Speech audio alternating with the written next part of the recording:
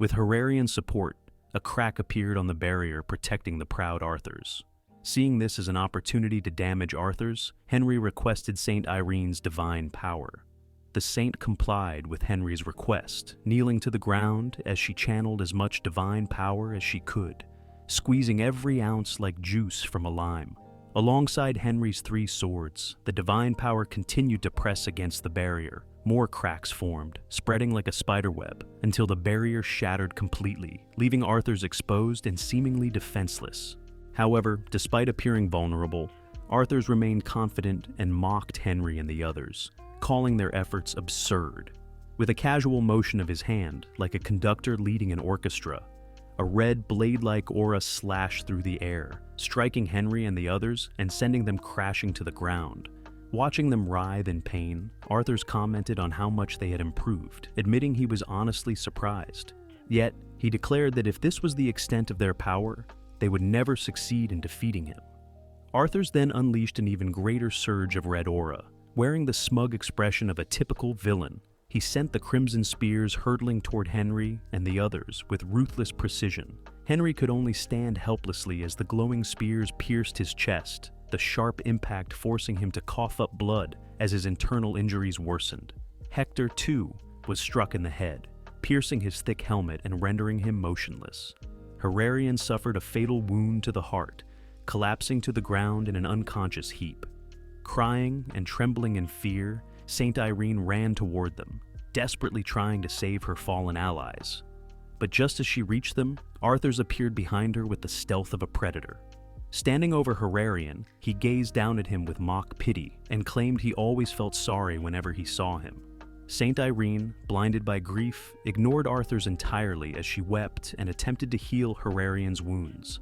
Arthurs, unimpressed by her determination, questioned the Khan dynasty for hiding away his beloved god, Janus.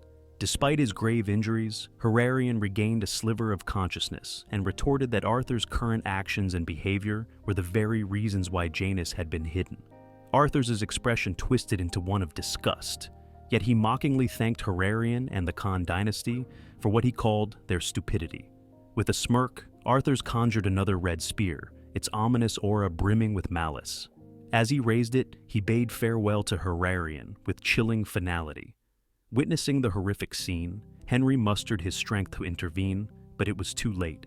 Herrerian's fading eyes reflected Arthur's arm as it swung the spear downward, the deadly strike landing with brutal precision.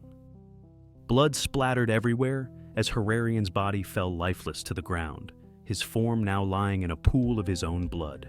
Arthurs, surveying the aftermath with an air of indifference, remarked on how dull and uninteresting the events had been, his tone laced with condescension. Suddenly, he felt a sharp pain in his chest and discovered that a blade had pierced through him from the back.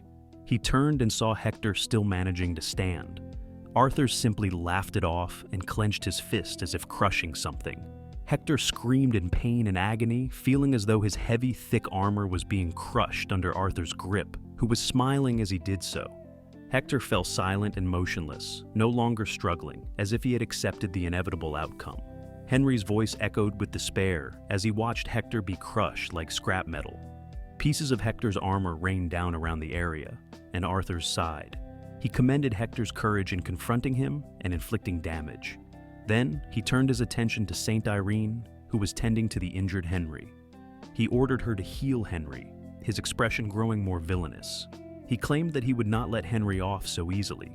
He wanted Henry to experience the depths of endless despair. While lying on the ground, Henry glared at Arthurs, who was mocking him. Saint Irene began crying, questioning her god as to why she had been given such a cruel task. Henry then reached out and grabbed Irene's hands, calling her name. He begged her to heal him, but Irene hesitated, fearing that if she did, Arthurs would only torture him further.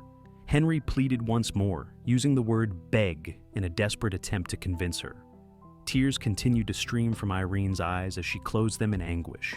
Apologizing softly to Henry, she summoned all the divine power she had left and healed him. Henry was then enveloped in pure, radiant energy. Suddenly, the area around Henry shifted, bathed in the same glowing color of the divine energy. Arthurs and Irene were nowhere to be seen. Henry began groaning as if in pain before opening his eyes. Scratching his head in confusion, he asked aloud where he was. Without warning, a heavenly voice greeted him, causing Henry to flinch in surprise. He asked nervously who was speaking to him.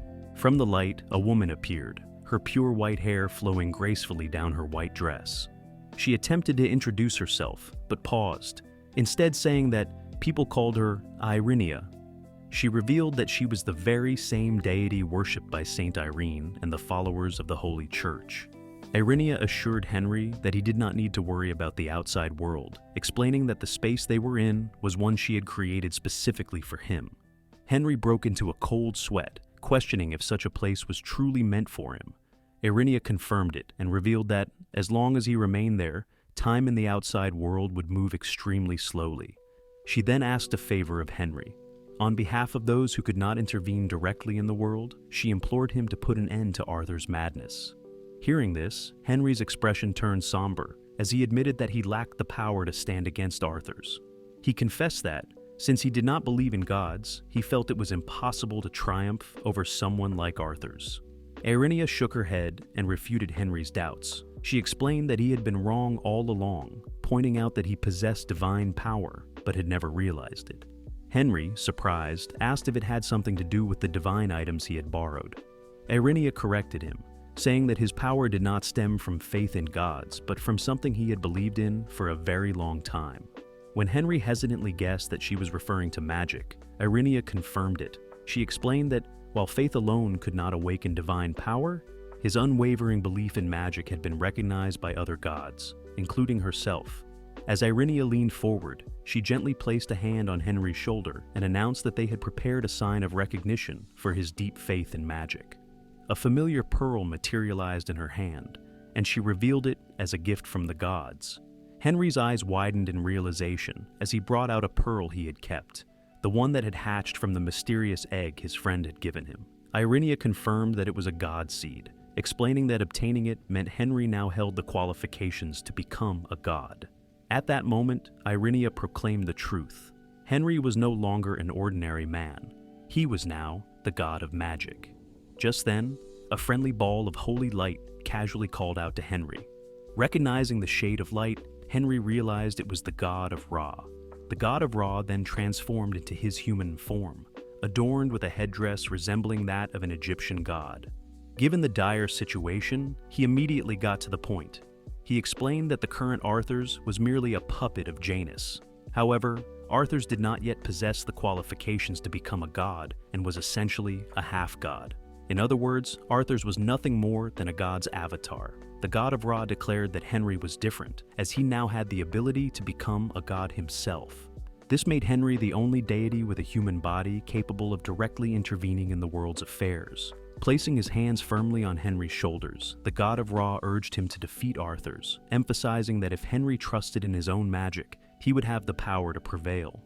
Henry then questioned why the two gods' avatars, Saint Irene and Hilarion, were unable to stop Arthur's, who was merely a puppet of Janus. The god of Ra fell silent for a moment, before explaining that Hilarion's body was incapable of withstanding a large amount of divine power, unlike Arthur's. Furthermore, the saint who served Irenia was inherently unable to harm others due to her role as the goddess of love and peace. The god of Ra stressed that there was no time left to waste. He addressed Henry, now the god of magic, and stated that once Henry opened his eyes again, he would return to the hill where Arthur's was still battling them. As the god of Ra prepared to leave, Irenia appeared beside him, and the two began levitating away. Henry watched them ascend, their divine presence radiating through the air. In a confident voice, the god of Ra assured Henry of his faith in him, while Irenia, though visibly worried, silently conveyed her support. As their figures vanished into the sky, Henry became acutely aware of the divine aura now enveloping him. Closing his eyes, he felt his magic core begin to shine brightly. With newfound resolve, he chose to fully believe in himself and the boundless potential of magic. The scenery shifted back to the hill, where Saint Irene was still tending to Henry's wounds. As she continued her healing, Henry slowly opened his eyes and, with an air of casualness, uttered the words, "Magic Missile." Saint Irene watched in surprise as Henry's left arm lifted, channeling energy to the tip of his pointer finger. His gaze locked on Arthur's, and without hesitation, he pointed his finger toward him. Arthur's, caught off guard, froze in place until a beam of light shot through his body. For the first time, Arthur's was wounded, coughing up blood as a hole formed in his torso. He stood there, shocked and disoriented by what had just occurred. Doubt clouded his mind as he demanded to know how Henry had managed to attack him like that. Henry, now fully on his feet, appeared unfazed by the question and asked what Arthur's was referring to. Arthur's, still reeling, exclaimed that it was divine power, expressing disbelief that Henry had suddenly gained such abilities. After all, Henry was the protagonist of this story. Henry inspected his hand, sensing the flow of divine power within him. He realized it was strikingly similar to the flow of magic he was already familiar with. Arthur's, regaining his composure, declared that he would not be caught off guard a second time. Summoning a more ominous aura, he forged it into sharp, menacing weapons. In response, Henry manifested a magical blade formed entirely of divine power. With a tone of disdain, he remarked on how terrible it had been to deal with Arthur's and hoped they would never meet again. Arthur's unleashed his magical weapons, hurling them toward Henry with deadly intent. However, Henry, now empowered as the god of magic, effortlessly deflected the attack with a single swing of his divine blade. The ominous weapon shattered into countless fragments, leaving Arthur's utterly stunned. The sight of his attacks being nullified so easily left him dumbfounded, and Henry seized the opportunity to launch a counterattack. Arthur's attempted to resist, but it was futile. With one decisive slash of his divine blade, Henry cut Arthur's in half. The slash's power extended to Janus, the entity controlling Arthur's, severing Janus's neck and forcing him out of Arthur's body. Janus let out a final scream of agony before succumbing to the overwhelming power. As Arthur's lifeless body collapsed to the ground, Henry dissipated his magic blade, staring at the scene in silence. He wondered if it was truly over. A soft breeze swept through the hill as Henry murmured about the emptiness he felt despite the victory. Though peace had finally been restored, it had come at the cost of many lives. Meanwhile, within the walls of Mushu, hordes of zombies swarmed against the protective barriers. The old wizard remarked that they wouldn't hold for long, and that there was no choice but to trust in the great wizard and wait. Suddenly, the zombies began burning, leaving the wizard stunned. Henry then appeared through the use of teleportation. The wizards immediately inquired about Arthur's, as Henry's unharmed appearance could only mean one thing. Henry hesitated, searching for the right words. The wizards urged him not to keep them in suspense. Finally, Henry confessed that he had destroyed Arthur's with his own hands. Later, in Mushu's meeting room, Henry met with representatives from the allied nations. Biram burst into tears upon hearing what had befallen Herarion, his king. The orange-haired knight slammed the table in disbelief, unable to accept that Kington had betrayed them to the very end. The representative of the wizards asked if it was true that Henry had ascended to godhood and was no longer human. Henry confirmed it, but the old man couldn't help but express his skepticism. Henry admitted that he too found it surreal, as if it were some sort of joke or dream.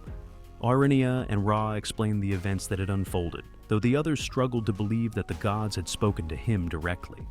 Henry reaffirmed their claims and formally announced that he had taken on the grand role of the god of magic. His dear friend stopped addressing him as an equal and instead asked what Henry intended to do next in his divine capacity. Henry admitted that he hadn't given it much thought yet. Smiling, he remarked that it was his first time being a god after all. He then advised the others to rest, stating that he would take it upon himself to address the concerns of the devotees. Later, in Khan's cave, Henry returned, and as the wind from the cave greeted him, he noticed how his control over magic had improved ever since he became the god of magic. Teleportation had become as natural to him as breathing. Inside the cave, he stopped at a dead end and tried to recall the magic spell that Herarion had used before. Closing his eyes, Henry chanted the words he could remember hearing from the late king. The entrance opened, and a bright golden light, reminiscent of the sun, greeted him. Henry called out for Harabola and politely asked to be let in this time. His deceased friend agreed, and in an instant, Henry found himself in a different dimension. Harabola appeared and extended his hand toward Henry, asking him to take it. As their hands clasped, Harabola revealed that Ra had been searching for Hera. The two then teleported to another location, and a bright green light flashed before Henry's eyes. When Henry awoke, he found himself in a familiar setting. This time, instead of lying down on the ground, he was seated on a chair in front of a long table. At the other end of the table sat Ra, who looked genuinely pleased to see him. Knowing that they were now on equal footing, Ra requested that they drop the formalities, and Henry agreed. Without hesitation, Henry pointed out that he had fulfilled the god's request by defeating Arthur. However, he questioned why it was necessary for him to meet Ra in person after defeating the puppet of Janus. He expressed his frustration, accusing the gods of only seeking him out during desperate times. Ra noticed Henry's irritation and hoped he could offer some understanding, explaining that gods couldn't freely descend to Earth as though visiting an amusement park. Henry, curious about this remark, asked Ra to elaborate. Ra explained that while Henry might now possess divine status, he was not yet a complete god. To truly ascend to godhood, Henry would have to relinquish his mortal existence and refrain from interfering in the human realm. This revelation struck Henry deeply as he realized his continued presence in the human world could disrupt its natural order. Ra confirmed this, emphasizing that if Henry wished to fully embrace godhood, he would need to abandon his mortal body as soon as possible. Henry chose to set that concern aside for the moment, and instead inquired about Janus's fate and the reasons behind his actions. He wanted to understand why Janus had suddenly instigated such chaos. Ra explained that the powers of gods were directly proportional to the faith of their followers. Janus had devised a plan to convert not only the entire Eurasian continent, but all of humanity into his believers to gain the immense strength he desired. Confused, Henry questioned the necessity of such power, pointing out that Janus was already a god with considerable might. Ra revealed that Janus's true ambition was to amass enough power to challenge the king of gods, the supreme deity who ruled over all other gods. Hearing this, Henry broke into a cold sweat, realizing that even gods were subject to a higher authority. Ra, however, declined to share further details, explaining that Henry, still tied to the mortal world, was not yet privy to the full secrets and powers of the divine. He reiterated that Henry would only uncover these truths once he fully embraced his godhood. Ra urged him again to hasten the process and relinquish his mortal form. Surprisingly, Henry refused. He recalled Ra mentioning that once Henry became a full god, he would cease to exist in the human world and would no longer be able to intervene in it. Henry sternly claimed that he still had more things to accomplish in the human world. If Ra had nothing else to share, Henry expressed his desire to return. Ra warned him that he would regret postponing his ascent into godhood. However, Henry firmly replied that he didn't know about that, but he was certain he would regret it more if he left behind his burdens to become a god when he still had the ability to lessen them as a human being. Ra was surprised to hear such words from Henry. He couldn't help but smile. Agreeing to Henry's decision, Ra began to shine brilliantly like a lighthouse. The intense light blinded Henry, causing him to shield his eyes with his arm. As the bright glow faded away, Henry found himself back in the cave. He stood silently for a moment before smiling. Then, he called out to Herabola, promising to make his son's funeral grander than that of any hero who had ever lived. He vowed that Herarion's fame would be passed down through the generations. With a smile and the bright sunset behind him, Henry bid farewell to his friend. Meanwhile, at Caliburn's back gate, zombies swarmed the area like a scene from World War Z. The soldiers stationed there questioned how much longer they could hold out. The horde of zombies at both gates of Caliburn had been relentless, and they had been trapped in the fortress for a month. Food supplies were running dangerously low, and the rations grew thinner with each passing day. At this rate, they feared they would starve to death, zombie attack or not. They had also received no news from the members sent to seek aid from the capital, and could only assume they had perished on the way. Suddenly, a loud noise echoed through the fort, causing the soldiers to turn toward its source. They wondered what was happening so suddenly. Breaking into a cold sweat, they stared in shock as they saw the entire swarm of zombies encased in a massive chunk of ice. The soldiers stood frozen in awe, wondering who could have cast such a powerful magical spell. In the meantime, in Iselin's office, he reviewed the recent reports he had received. More zombies continued banging against the main gates of the fort. Their loud cries, roars, and incessant pounding on the walls were giving him a headache. Eselen grew increasingly stressed as he observed how the monsters were becoming more and more frenzied. He even felt concerned for those stationed at the back gate. He wondered what in the world was going on. Just then, someone entered the room, apologizing for being late. The person addressed Eselen as Commander, but quickly corrected himself to General in recognition of his recent promotion. Eselen was startled, as the voice belonged to none other than Henry Morris. Seeing Henry standing before him, Eselen asked why the renowned wizard had come to his office.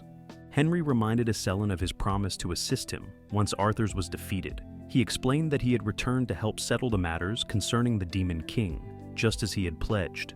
Henry suggested they chat after everything was resolved. He then casually mentioned that he had already dealt with the zombies and monsters, so Eselen would no longer have to bear the stress. Eselen was momentarily stunned, but quickly realized the truth. Everything had indeed grown quieter than usual.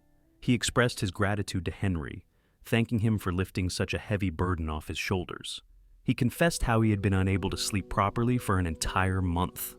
Henry urged him to take a rest, assuring him that he would handle everything and return by dawn. Eselen admitted he wished he could sleep, but his recent habits had made it impossible to do so. Without another word, Henry cast a sleep spell on him. Eselen's tired eyes gradually closed, and he slumped onto the table in deep slumber. Before leaving, Henry assured the sleeping general that all his worries would be gone by the time he awoke. With that, Henry teleported out of the room, leaving Eselen to finally get the rest he so desperately needed.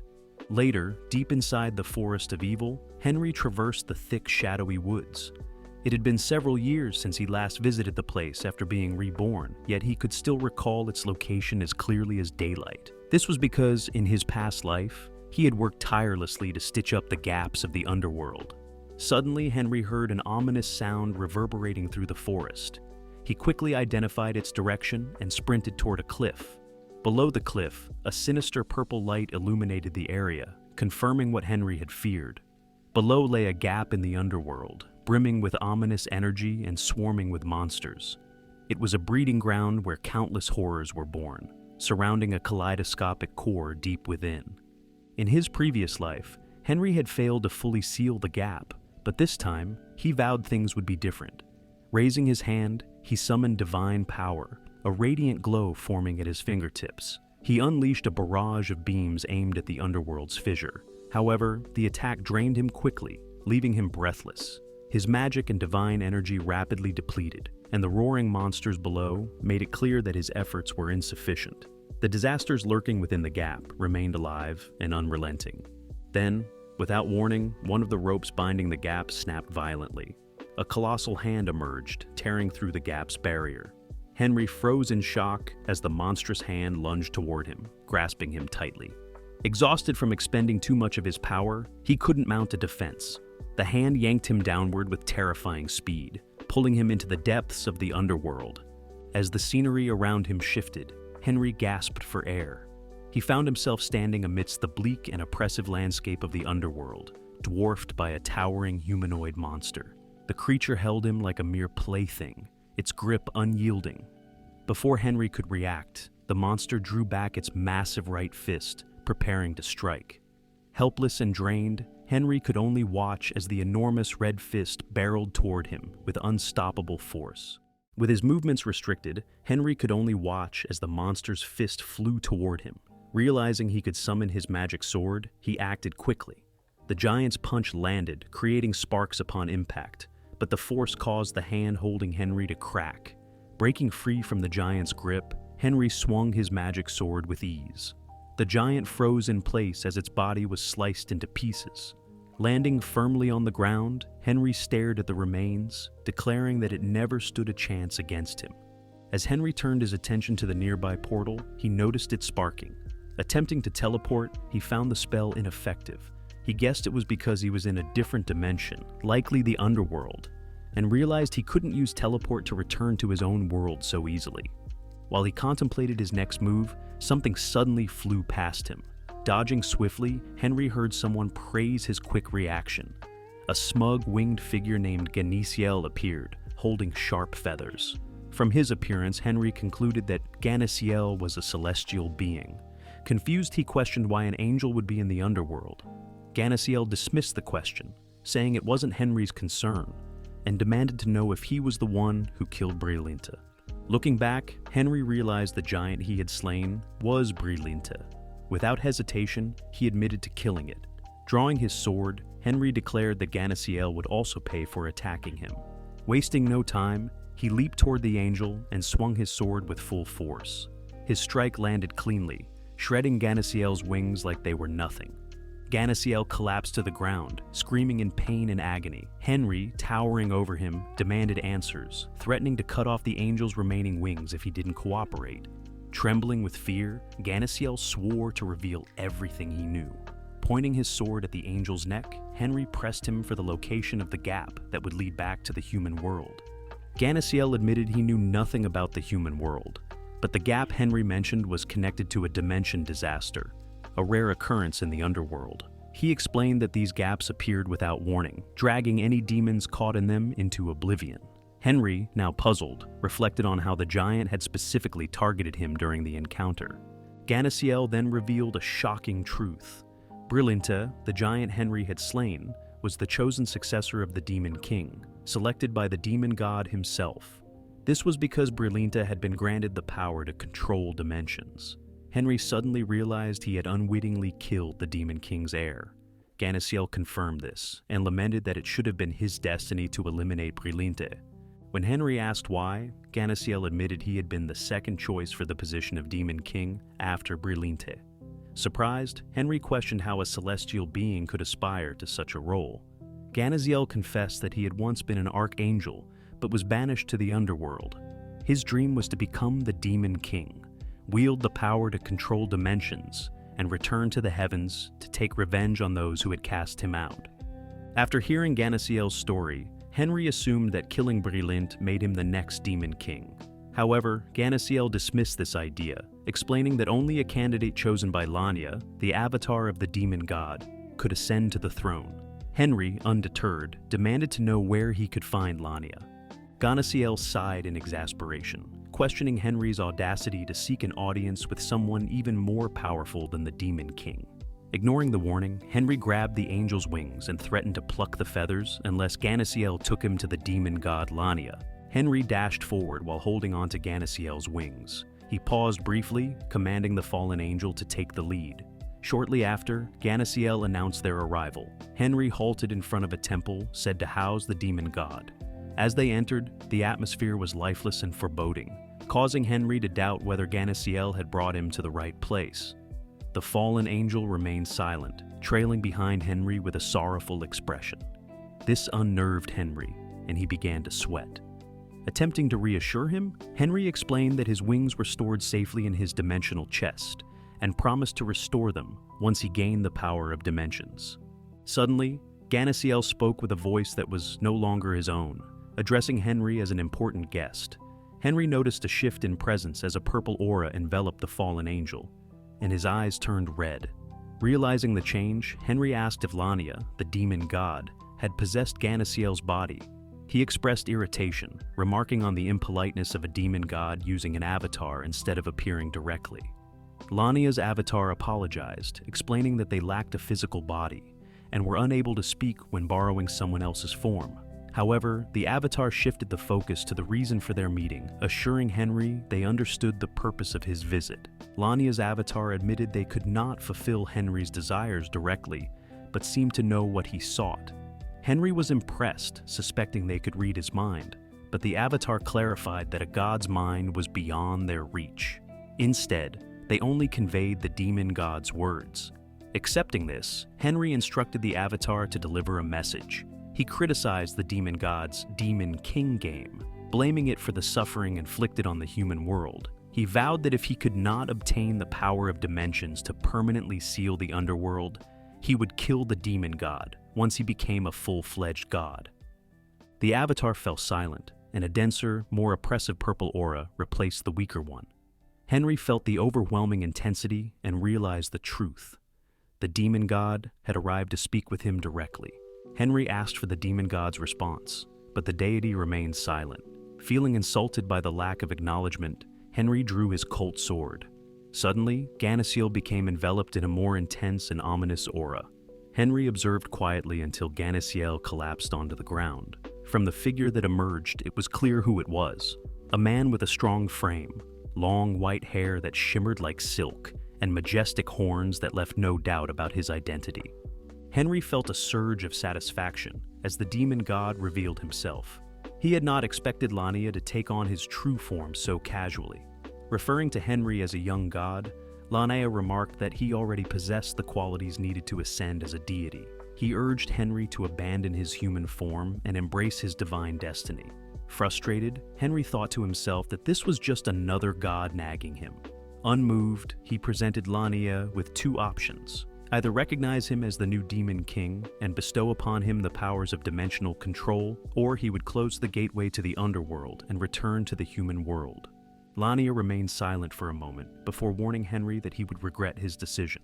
Henry dismissed the warning, declaring that he would accept all the consequences, but insisted that Lamia deal with his own problems. Lamia regarded him skeptically, sighed, and muttered about his inability to understand a certain individual's thoughts. Henry was left puzzled by the comment.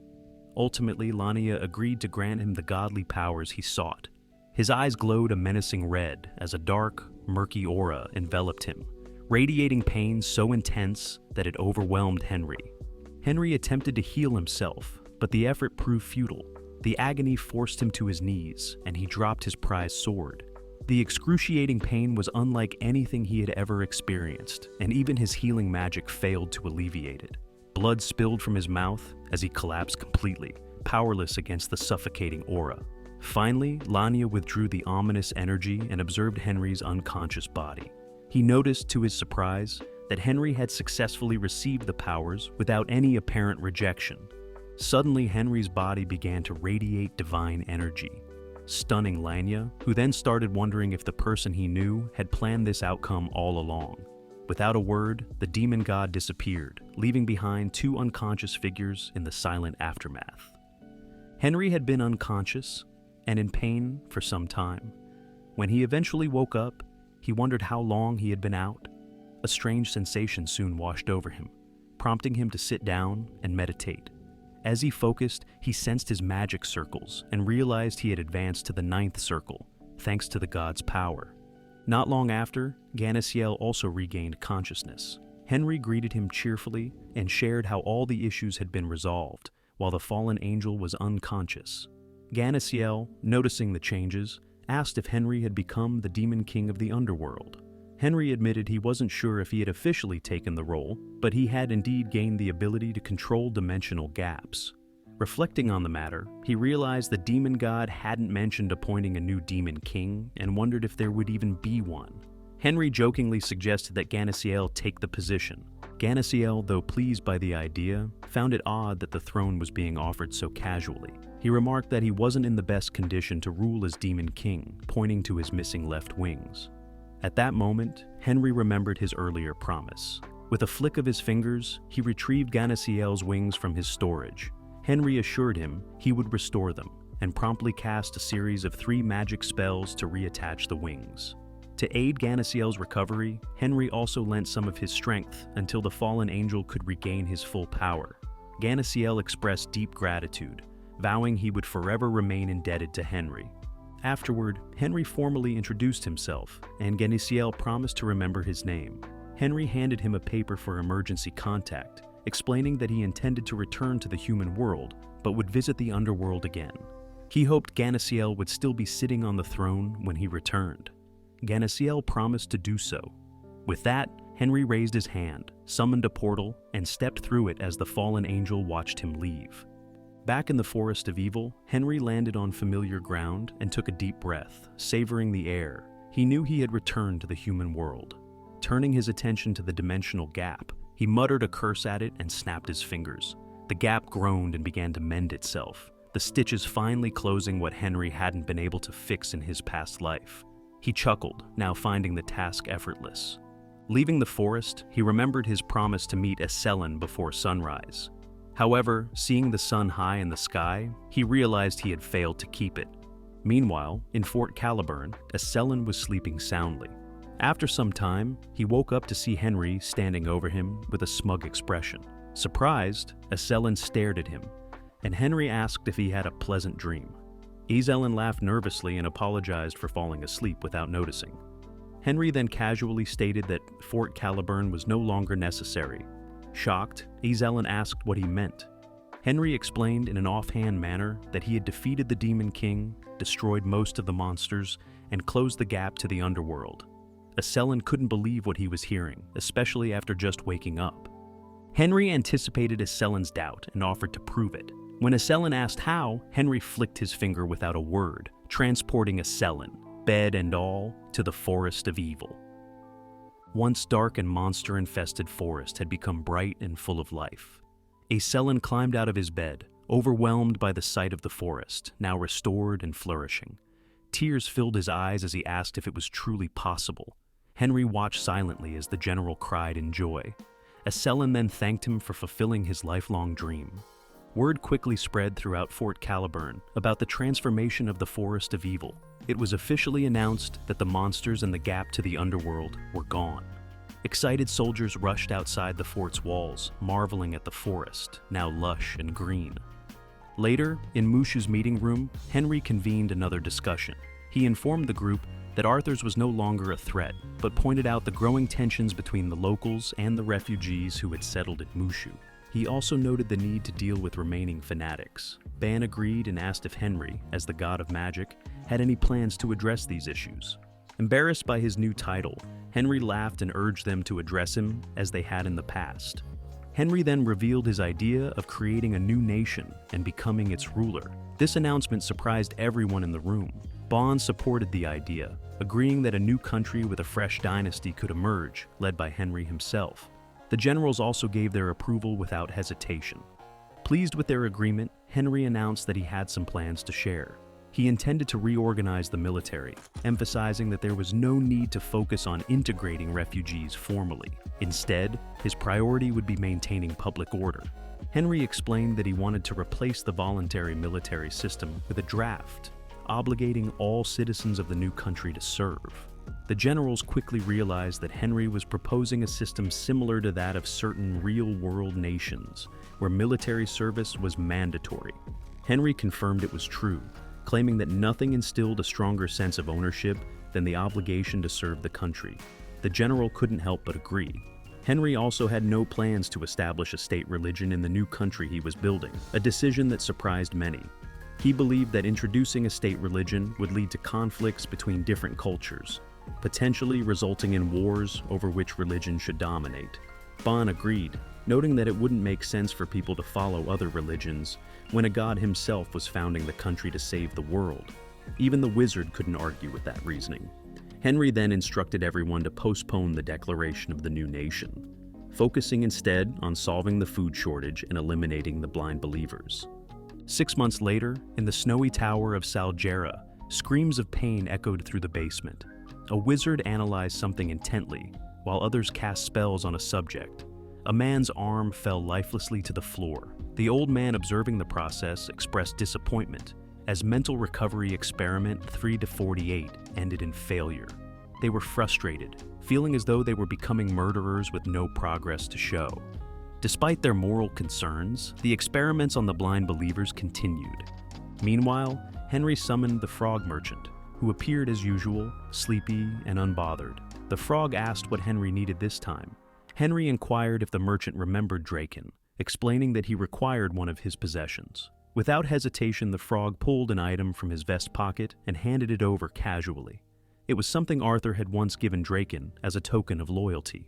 The frog merchant noted how things seemed calmer than before, but warned Henry that he would charge for every service in the future. Henry had no choice but to agree. Henry worried that more blind believers were dying, and the wizards conducting experiments were growing increasingly exhausted. He decided he needed to consult the maker himself to solve the issue. Placing the item he had just received on the floor, a magic circle suddenly appeared. Since Draken was the creator of the blind believers, Henry believed he would know how to fix them. As the magic circle activated, Henry summoned Draken, causing the circle to glow brighter. A door materialized, and when it opened, Draken stepped through, surprised that Henry had summoned him from the netherworld.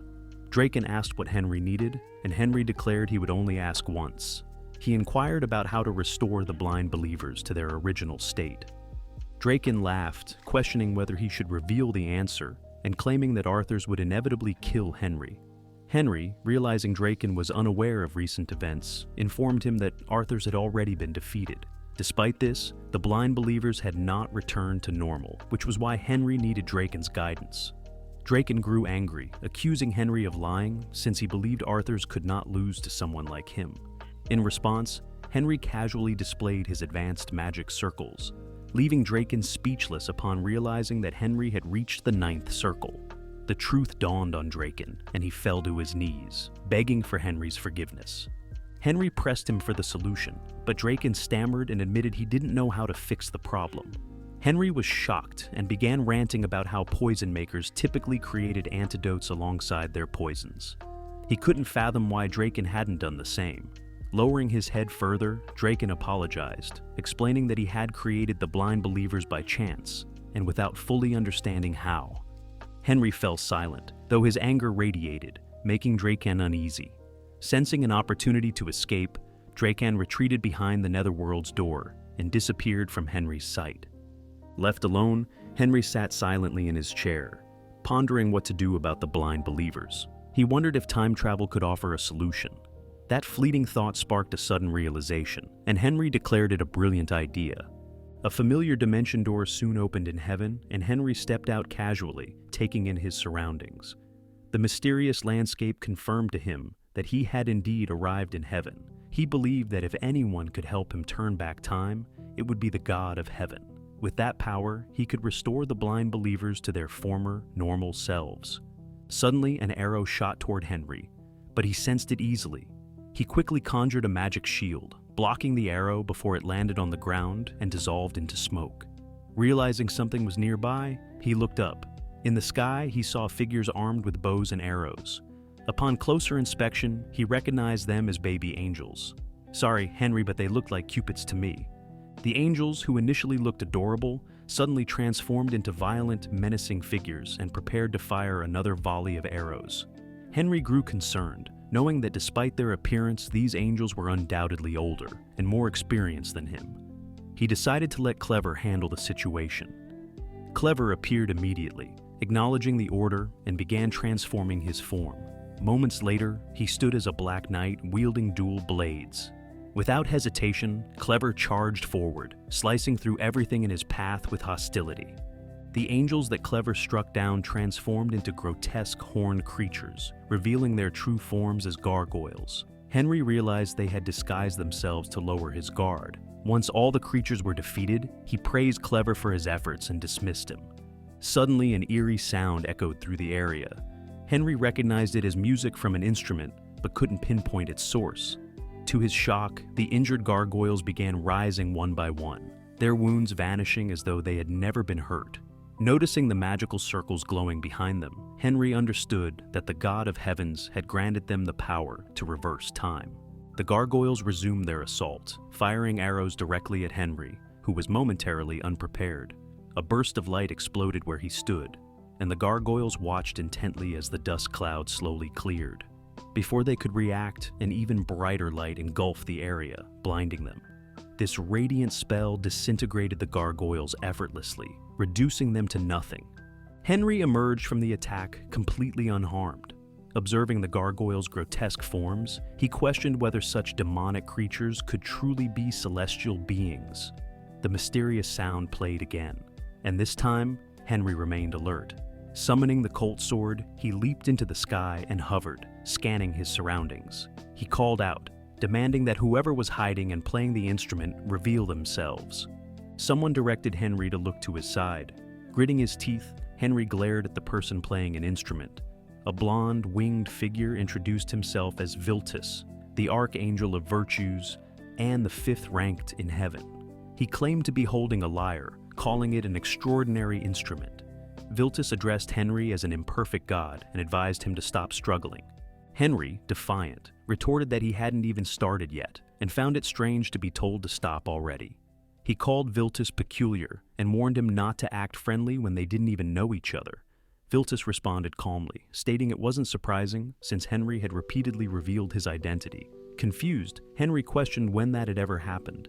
Viltus admitted he hadn't witnessed it himself, but said the god of heaven had seen everything and informed him about Henry. Following Viltus's gesture, Henry looked toward a bright, sun-like glow hidden behind the clouds. Viltus explained that this marked the 6th time Henry had made the same choice, as the god of magic had done so 5 times before.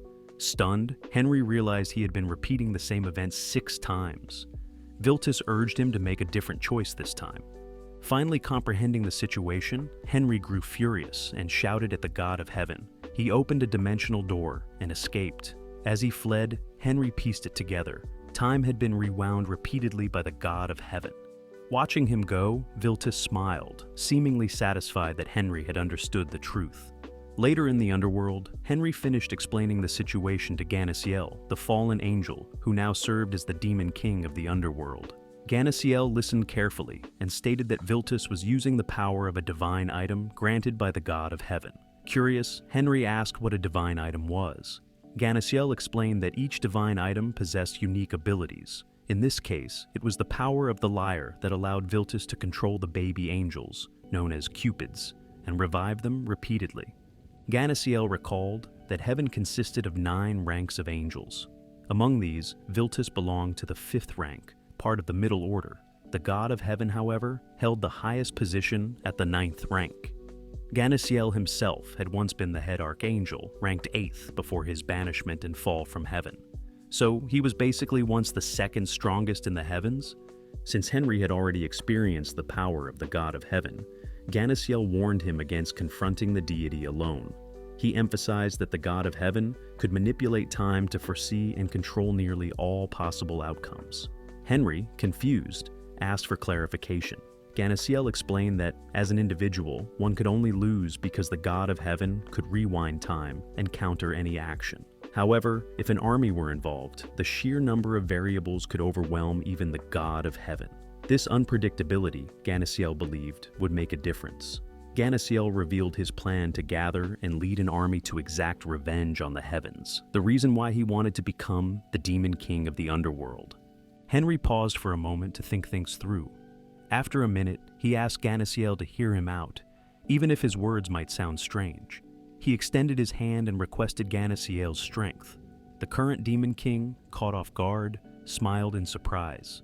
Without hesitation, Ganasiel took Henry's hand, finding the proposal thrilling. He laughed at the thought of a god and a devil king candidate joining forces, hinting at it as ironic. Henry affirmed this with a confident smile.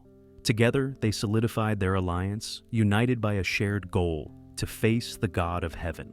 In heavens, we see Henry stepping out of the portal. He gazed at the endless sky, determined to see what the god of heaven looked like. As he stood there, white wings fluttered above, and the archangel Viltus appeared before him. Viltus remarked that he hadn't expected Henry to return so soon. With a serious expression, Henry told Viltus to get straight to the point.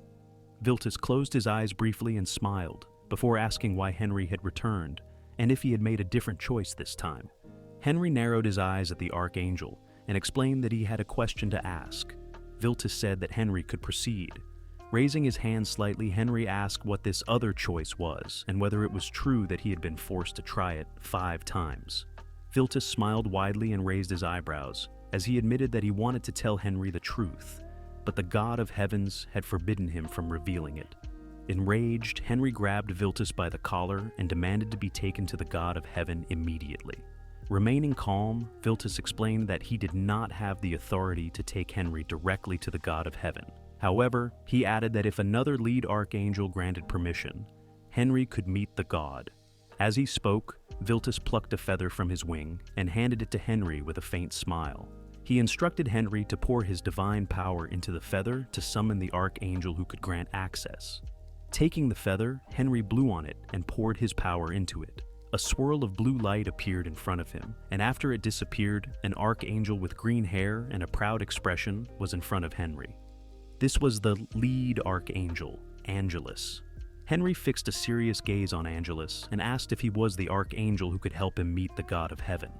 Angelus, showing no interest in Henry's urgency, coldly stated that meeting the god of heaven required permission, and that even he couldn't meet the god whenever he wanted. Confused, Henry asked how he could obtain that permission. Angelus gave a slight smile and stated that the solution was simple. Without warning, Angelus pulled out his sword and drove it into the ground near Henry's feet. Angelus then explained that Henry needed to prove his will by offering an arm. Henry's brows furrowed in shock as he processed the archangel's arrogance. Clenching his teeth, he realized that Angelus was mocking him. Seeing Henry's anger, Angelus's expression turned even more sinister as he added that instead of betting his arm, Henry should wager his neck.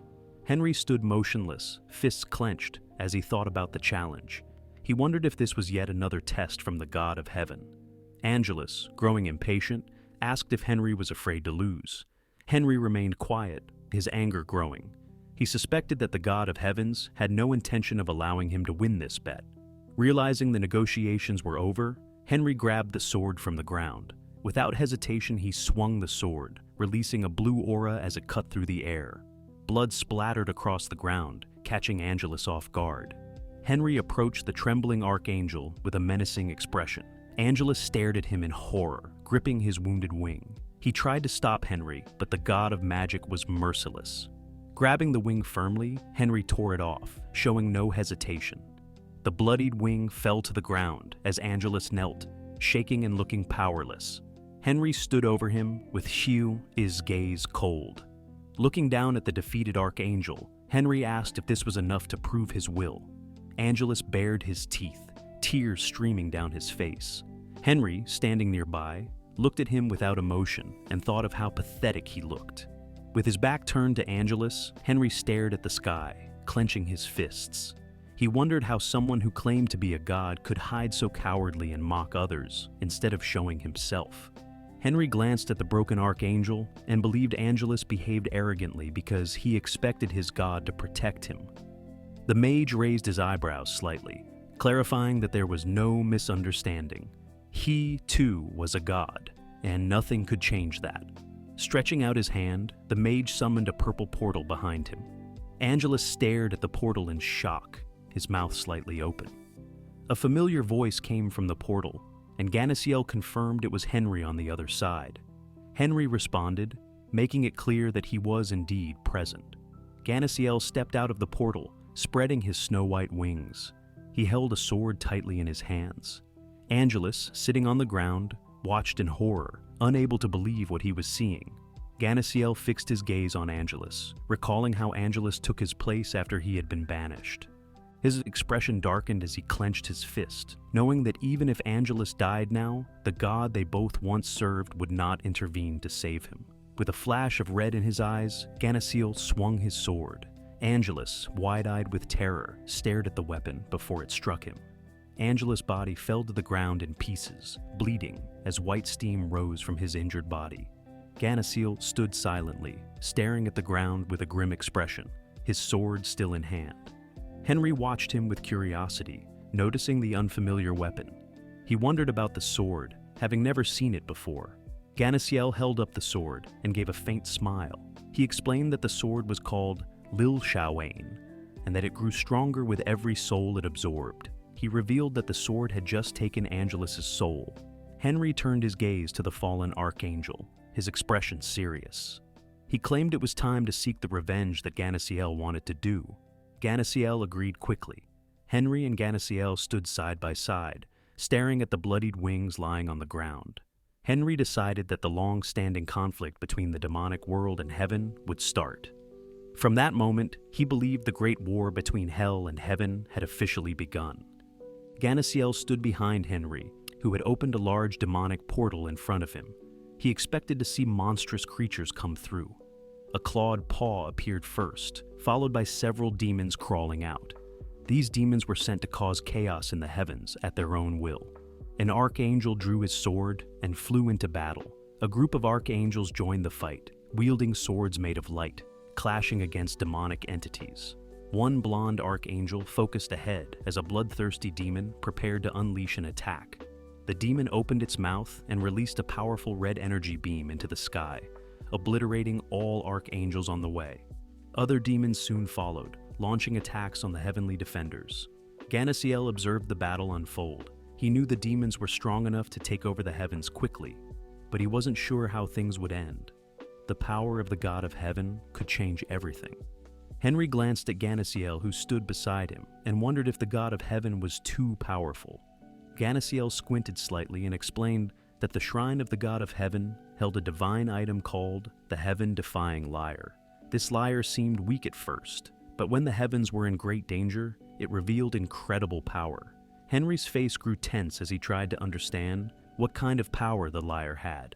Ganasiel stretched his wings and confirmed that it was the power to control time. Henry then remembered seeing a group of demonic beasts fall from the sky after defeating angels on his first visit to heaven. Their sharp claws dug into the ground before their bodies landed heavily. He recalled how Viltus appeared holding the lyre and used it to bring his fallen comrades back to life. As Henry clenched his fists, he realized that Viltus had likely used the lyre to revive the angels by reversing time. However, Henry thought he was fortunate because he wouldn't need to ask the god of heaven for help. Instead, all he had to do was take the lyre from Viltus to gain control of time himself. Henry saw an archangel falling from the sky, crashing down near him. Without hesitation, he grabbed the archangel by his clothes and glared at him with contempt. He demanded to know where Viltus was, his voice cold and threatening. The archangel's face twisted in fear as he stammered that he didn't know. Dark energy surrounded Henry, forming a sinister aura. His eyes burned with anger as he warned that if he didn't get an answer, he would destroy everyone in heaven. Terrified and confused, the archangel hesitated before plucking a glowing feather from his wing. He handed it to Henry, explaining that it would guide him to Viltus. Henry snatched the feather and nodded in approval. Then, with a powerful breath, he blew air at the feather. The glowing feather in Henry's hand began to pulse with energy as a blue aura surrounded him. He hovered in the air, carried by a swirling wind. Through the swirling light, Henry saw Viltus standing with a lyre in hand. The archangel, with golden hair, looked down at Henry, his expression cold and proud. He appeared to question Henry's presence, making it clear he was aware of the purpose of the visit. Henry narrowed his eyes and smirked. He made it clear that he was there for Viltus to get the heaven-defying lyre from his hands. Without hesitation, he extended his hand, and his trusted Colt sword appeared, ready for the confrontation ahead.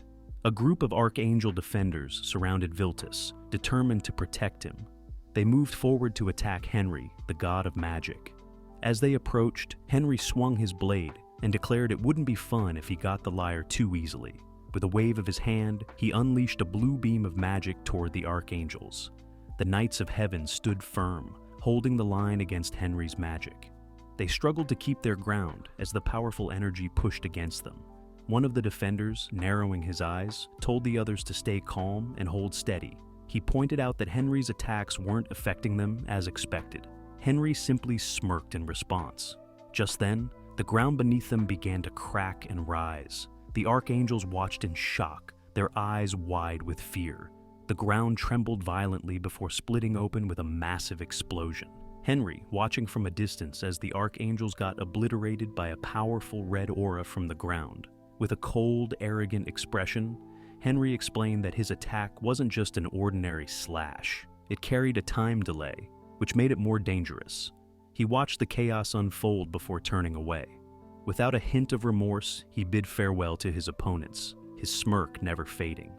The bodies of the archangels lay scattered across the cracked ground.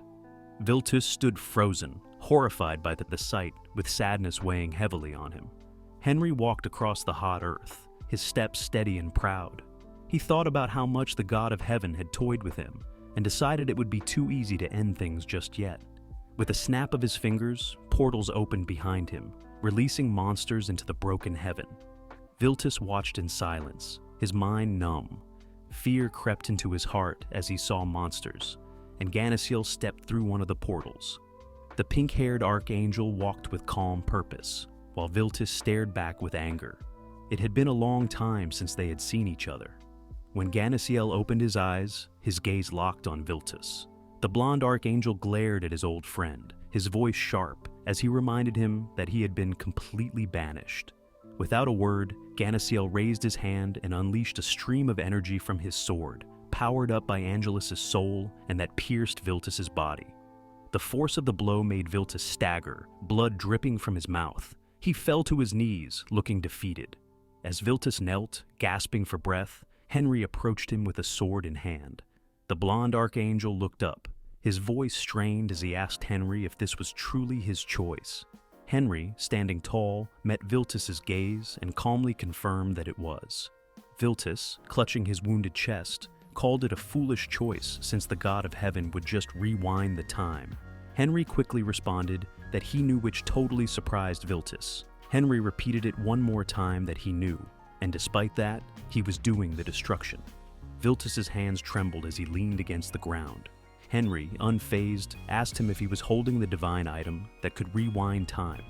The blonde archangel reached for the lyre hidden at his side. Henry already knew the name of the item, and Viltus was taken aback. He then assumed Henry already heard the details of the lyre's powers from Ganasiel. The fallen archangel stood quietly, watching the exchange with caution. Henry and Ganasiel both kept their eyes on Viltus, who sat with the lyre in his hands. Viltus spoke through gritted teeth, explaining that the lyre had the power to turn back time, revive the dead, and even make them stronger. His grip on the instrument tightened as his anger boiled over. He shouted that he would not kill his brothers twice. The lyre's light grew brighter, and Henry's expression shifted with alarm. He realized something was about to go terribly wrong. Henry reached out, trying to stop what was happening, but it was too late. The lyre glowed too brightly, exhausting its power, to the point that it started cracking. Henry almost had it on his reach, but the lyre cracked into pieces in the end. The exhausted Viltus closed his eyes and whispered that everything was happening according to God's will. The realization of Henry's failure hit him hard, and frustration boiled over. He cursed out loud, knowing he could no longer control what came next. Smoke came from the broken lyre lying on the ground, showing that its power was used up. Henry looked at the broken divine item in shock. Ganasiel stood behind him and said it was just a mere item, telling Henry not to worry because the power of time still belonged to the God of Heaven. The archangel stood behind Henry and looked at the broken lyre with him. Henry agreed, saying that even if he stayed in despair, nothing would change. He closed his eyes, feeling a bit sad, and then turned to Ganasiel, asking where the God of Heaven might be. The archangel replied that he knew where the temple was in the heavens, but the gods were unpredictable, so he couldn't be sure if the God of Heaven would be there. Henry looked away, surrounded by dust, and said there was no need to worry. He just wanted to know where the temple was. They arrived at the temple of the God of Heavens. It was a large temple in the sky, above the clouds. Ganasiel, who was with Henry, placed his hand on his chest and spoke to the God of Heaven. He said his name and mentioned that he had crawled back from hell to take revenge. Henry and the archangel watched as a bright flash of light appeared.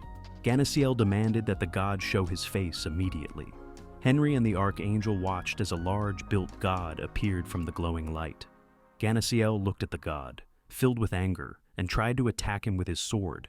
He told the god that he would make him pay for sending him to the demon world. The god watched as Ganasiel flew at him, seeking revenge. The God of Heavens, seeing the anger and hate, snapped his fingers. The archangel froze in place right before his sword hurt the god. Henry stood shocked with his eyes wide open. The old man barely avoided the sharp sword and joked that the archangel had been in the demon world for too long, becoming a monster himself. The god walked past Ganasiel, who was frozen in place, and then past the archangel, who stood motionless with his sword still out. The god walked toward Henry and told the mage that now they could talk in peace. Henry realized that Ganasiel was right, because the God of Heaven could use the power of time without the lyre, since the power was not in it. The old man stared ahead, his brow slightly furrowed. The god addressed Henry and said that, in the many repeating cycles of time they met for the first time, Henry stood opposite and stared at the god, telling him that he had a request. Henry looked angrily as the old man began to laugh. Loudly he realized that Henry wanted to borrow the power of time from him. He looked at Henry sarcastically, leaning his hand over his face. He stated that he had heard this story, that Henry wanted to clean up the mess Janus recently made, and did not understand why. While the god was thinking about whether to give Henry the power or not, Henry was becoming more frustrated. The old man was deciding whether to lend him the power of time. The old man pointed his finger forward, surprising Henry a little. He explained that he couldn't give him the power because it would break the rule of equity. Henry didn't understand what he meant. The old man went on to say that he had met people like Henry before, those who started with good intentions but ended up making things worse. He explained that time was much more special and powerful than any other force. Henry clenched his fists, looking furious.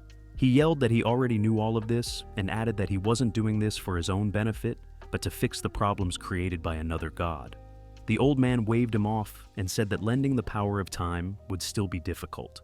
He pointed out that Henry had started the heavenly war between the heavens and the demonic world, and for that reason, it was hard to trust Henry, who was responsible for so much chaos. The god of heavens looked at Henry with contempt and accused him of all the sins. The mage stood with clenched fists while facing the old man. The god asked Henry if he understood how tainted the history of the heavens was, as they had never been defeated before. The old man looked down on Henry and told him to stop acting like a child, because a god would look foolish doing that. Henry, very angry and shocked, hung his head. The old man didn't understand why he cared about human affairs, since he had become the god of magic already. As Henry began to feel defeated, he knelt on the ground with his hand trembling. The old man frowned, thinking Henry had no way out. He continued to look down on him. Henry looked up in shock, and the god realized that Henry couldn't show aggression anymore, meaning he had calmed down. The old man clapped his hands, and a bright light appeared behind him, covering the god. Henry watched the light with anticipation. Against the background of the magic circle and the mechanism, scenes that happened a while ago appeared. The gears of time did their work, and the time returned to the time when Henry summoned his Colt sword. Henry jumped into the air and flew with his sword, holding it tightly. He wanted to see Viltus and told him not to hide while playing his instrument. Henry stood there in anger while waiting for Viltus. When he heard his name, he turned quickly while looking angry.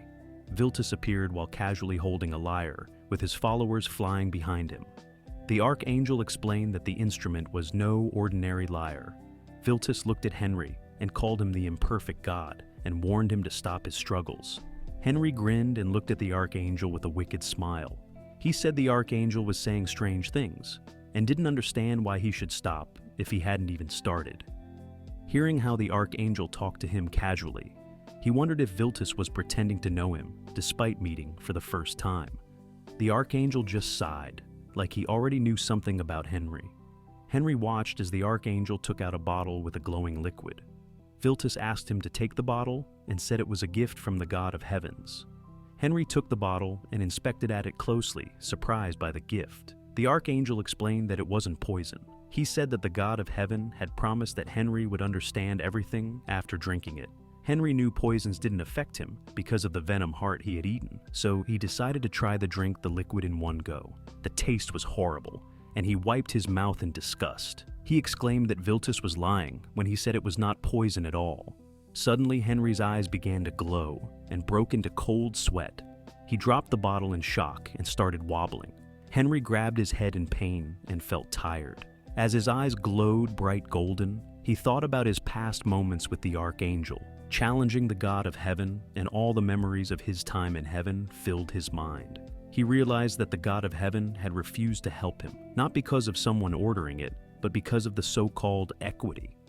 This meant that the god of heaven hadn't helped him because of something other than his own stubbornness. Henry smiled cruelly, knowing that he still had one last option. A bright light surrounded the clouds, and a rainbow appeared.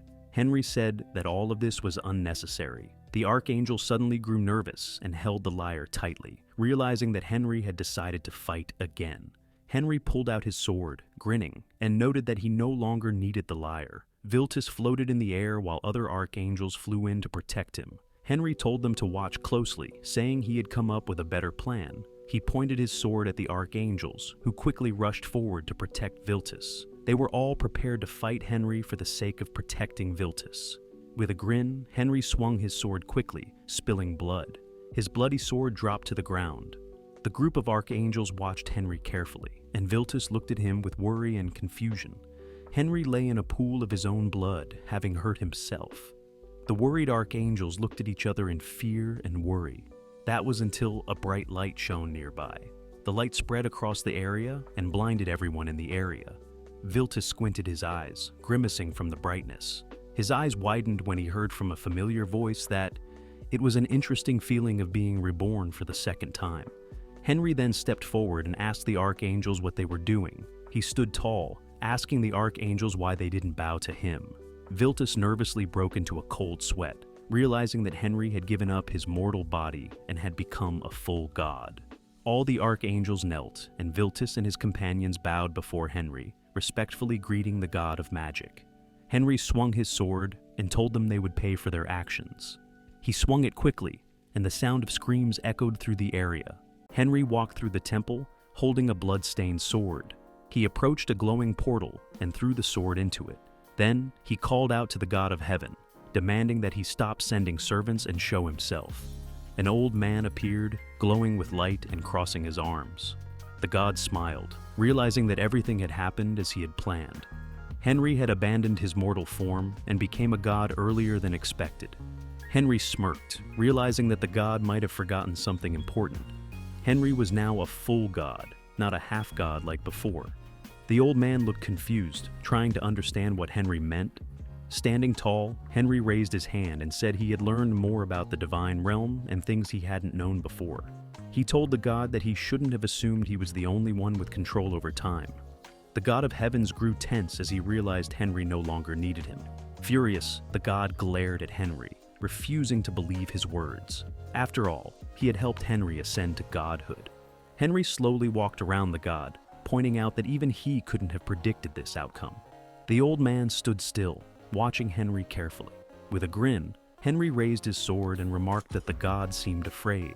He explained that time no longer had any power over him. Then, he mentioned his plan to meet the Lord of Gods, who could also control time. The old man immediately blocked his path, but Henry warned him not to interfere. Without hesitation, Henry swung his sword and struck the god down. Blood spilled onto the temple floor. Looking at the fallen god, Henry calmly said that there were, in fact, two beings in the world with control over time.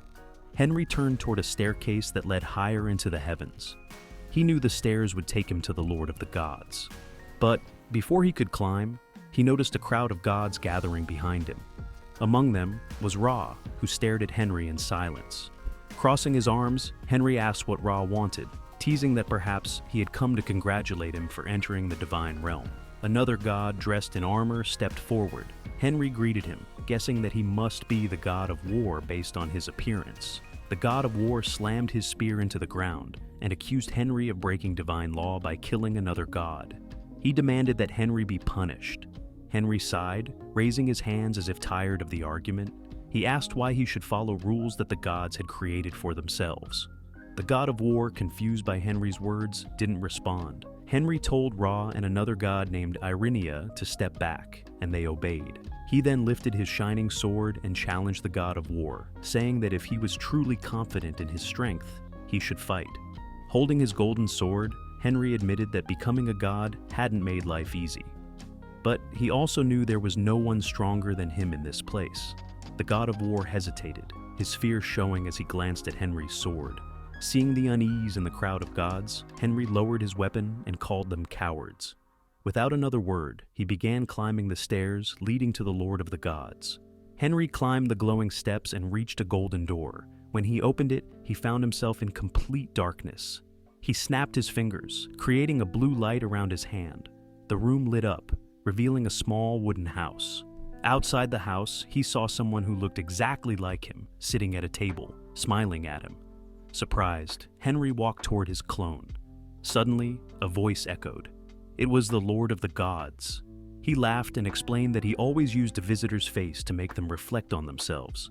The Lord chuckled at how surprised people looked when they saw their own faces. Henry shook his head and told the Lord he had bad taste in how he did things.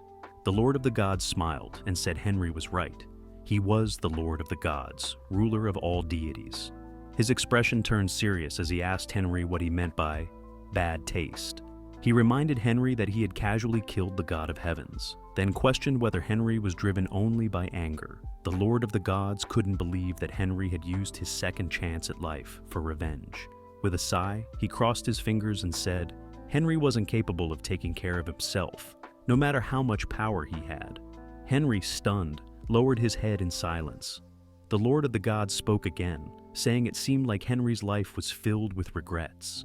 Henry touched his chest, realizing the Lord knew everything about him because he had been watching all along. But the Lord wasn't scolding him. He was just curious. He asked if Henry would really be happy if he could turn back time and save the blind believers that he had failed before. Then he made an offer. He would grant Henry the power to control time, but only once. Henry paused. He admitted that saving the blind believers wasn't his greatest wish. He wanted to go even further back in time to fix all his mistakes. The Lord of the Gods smiled, saying he could grant that wish too, but on one condition: Henry would have to give up everything he had now, including his divine powers. The only thing he would keep were his memories. Henry thought for a moment and accepted. He knew life was about choices and that there were no right or wrong answers, only decisions. He wanted to return to the time when he was younger, back before he faced the Demon King, to change everything. The Lord of the Gods nodded, placed a hand on Henry's shoulder, and touched his forehead. He promised to support Henry's decision. As Henry began to fade away, he smiled, ready to start over. The Lord of the Gods stood quietly, watching as Henry, the god of magic, disappeared from the timeline.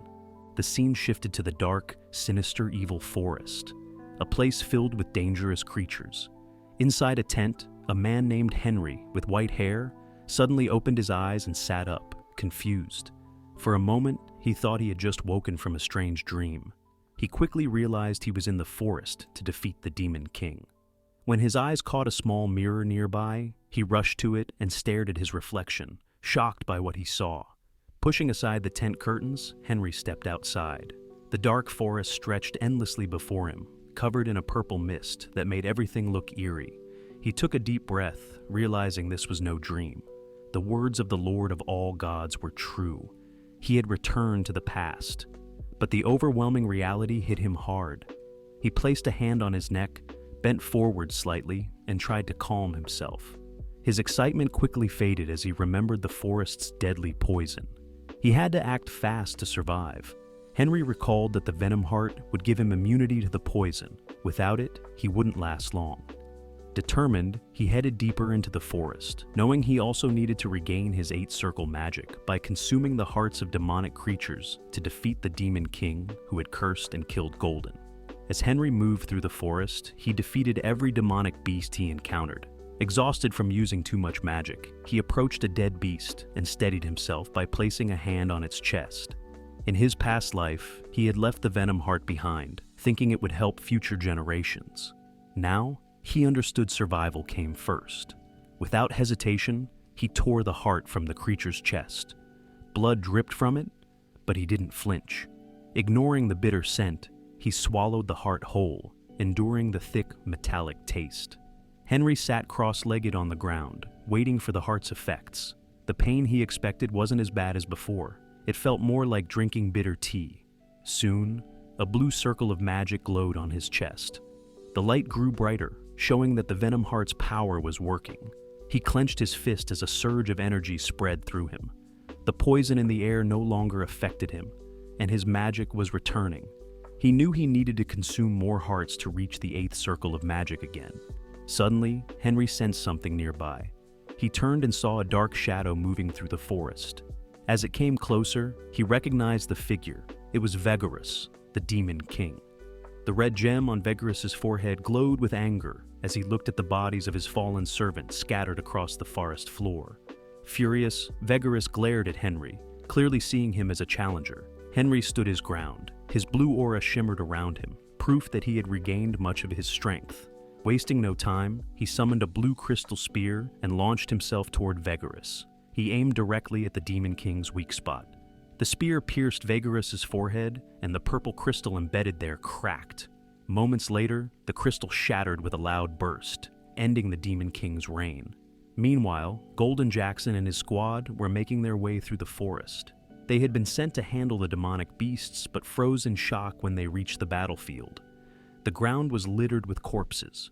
Jackson and his soldiers looked around, confused about who had killed the creatures. As Jackson moved forward, his eyes landed on a figure lying motionless ahead.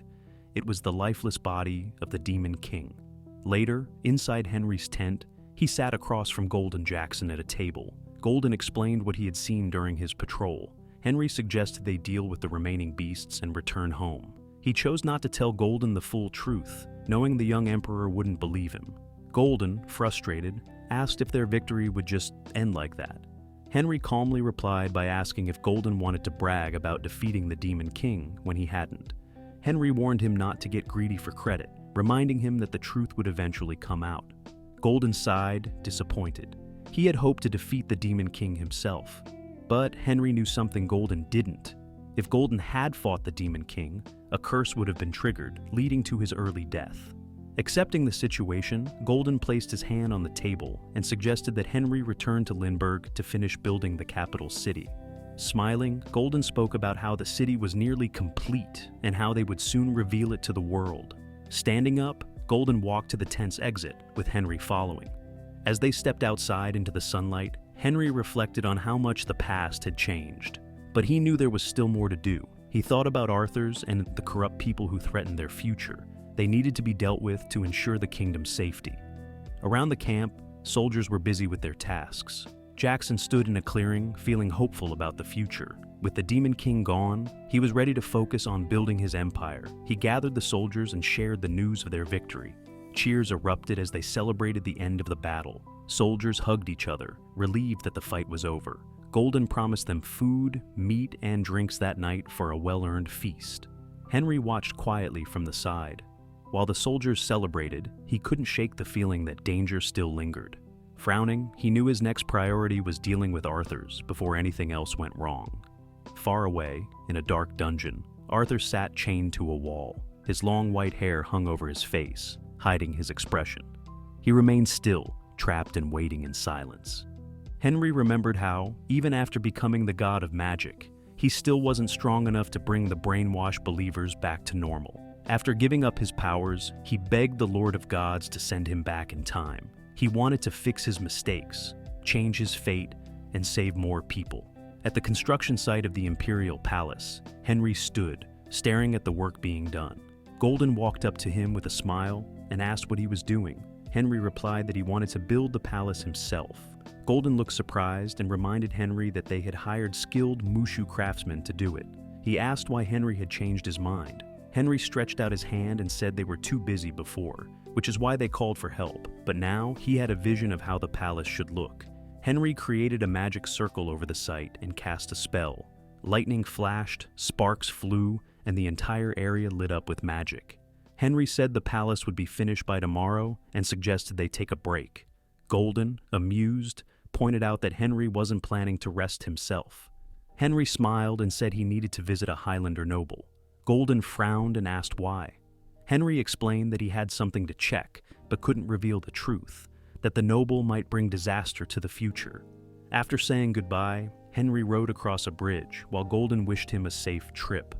As he traveled through the forest, Henry used tracking magic to follow the noble's trail. The path led him to an underground prison. He wondered if the nobleman was really there. He remembered hearing that Arthur's claimed to be part of the Highlander royal family, but rumors said he made his fortune by selling slaves. Henry made himself invisible with magic and quietly entered the prison. Inside, he saw chained monsters and people locked in cells, waiting to be sold. One locked door caught his attention. Peeking through a crack, he saw Arthur's chained to the wall with a heavy ball on his leg. Henry realized that Arthur's wasn't a royal or a slave trader. He was actually a slave. Suddenly, Henry heard voices behind him. A man with a mustache asked if the prisoners were half-breeds. A bald man confirmed they were, but he said Arthur's was different. Arthur's glared at the door, furious. The bald man explained that Arthur's was the child of a dragon and a human. Henry frowned. He knew that people with dragon blood had special powers. But if Arthur's had those powers, why was he in chains? Then Henry noticed magical symbols on Arthur's handcuffs. The bald man said the shackles absorbed Arthur's mana, making him powerless. As they unlocked the first shackle, flames burst out, shocking everyone. Arthur's broke free from his chains and attacked. The slave trader and his client both died in the pools of blood. Arthur's then approached another prisoner and asked if he was also a half-dragon. The man nodded, and Arthur's destroyed his shackles. The freed prisoner thanked him. As Arthur's walked past more cells, The other prisoners begged him to free them too, but Arthur's refused. He said they weren't his kind. He leaned over a cage holding an elf who begged for mercy. Arthur's didn't care. He drained the mana from the half-breeds and killed them in a rage. Blood dripped from his hands as his comrade watched and drank his share.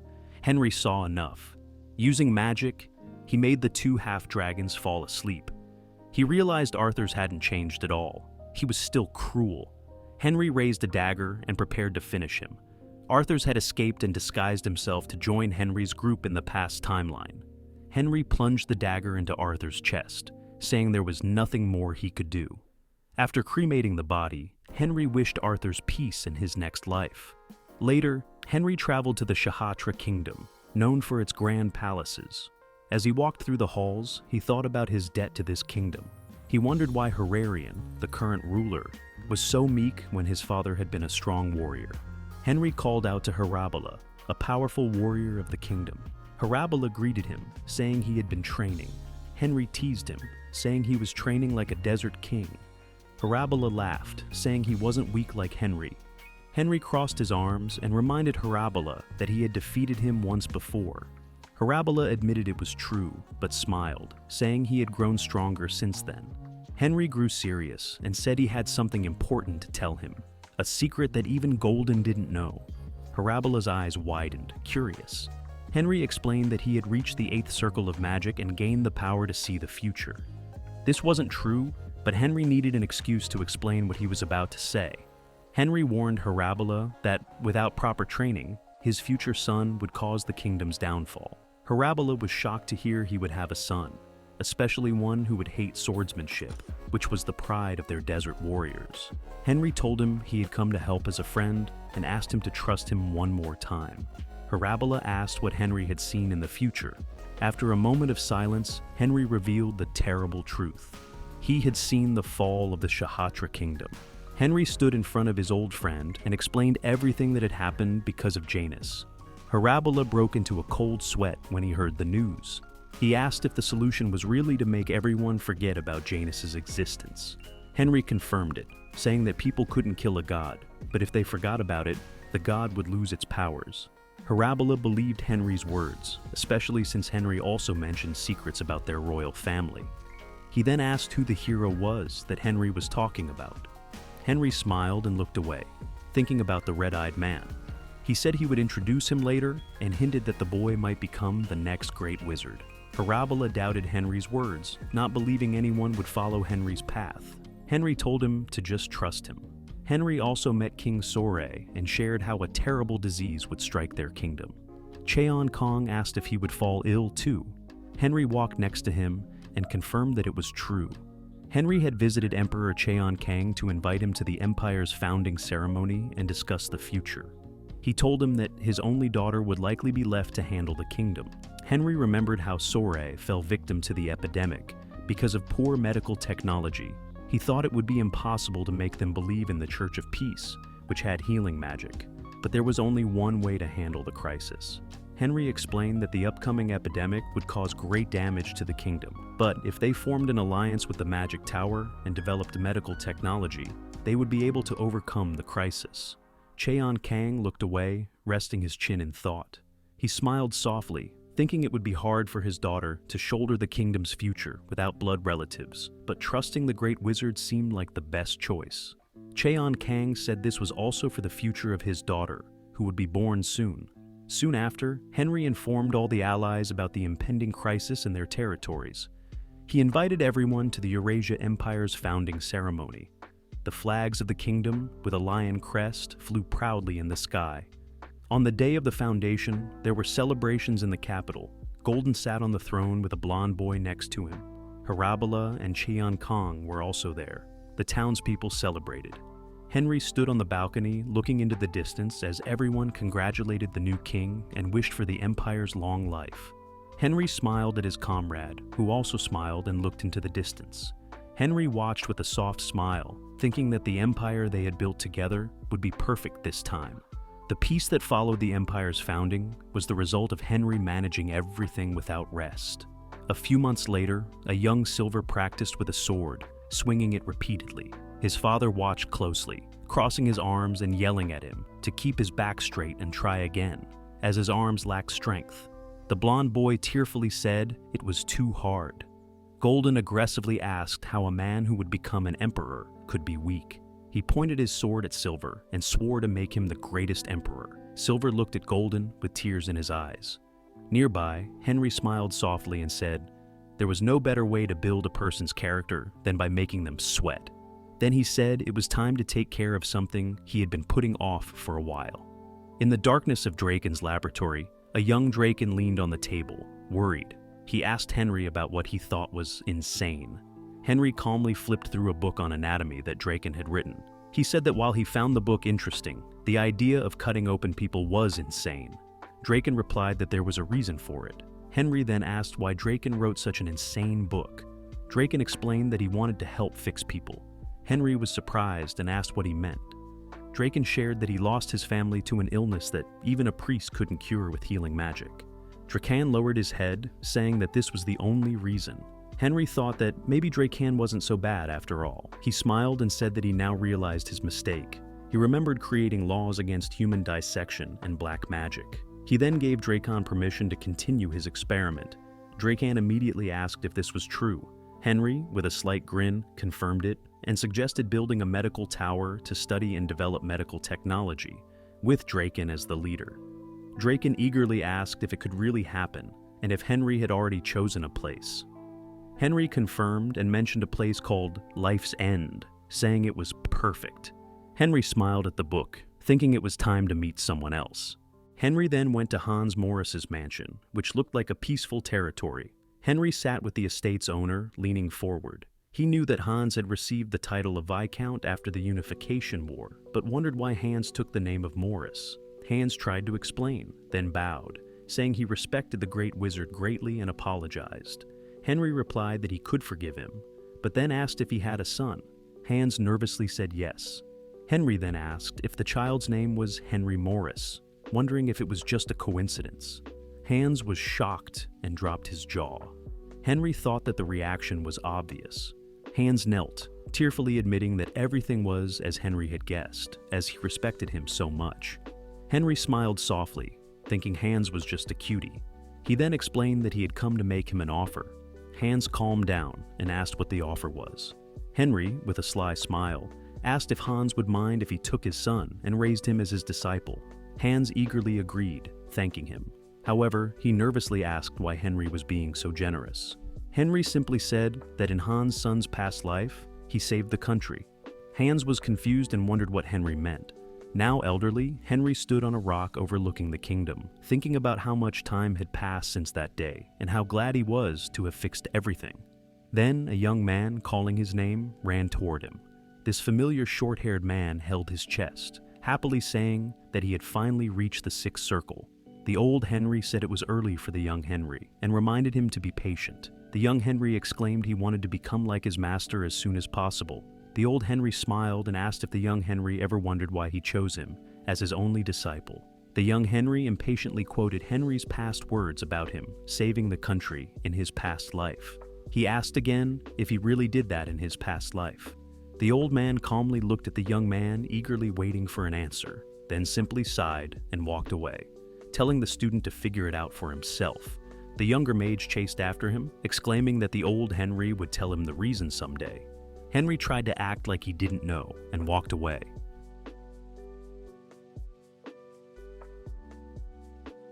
That concludes this part of the recap. Please don't forget to like and subscribe to see what happens next. If you want to see the next part, let me know in the comments section below. Till next time.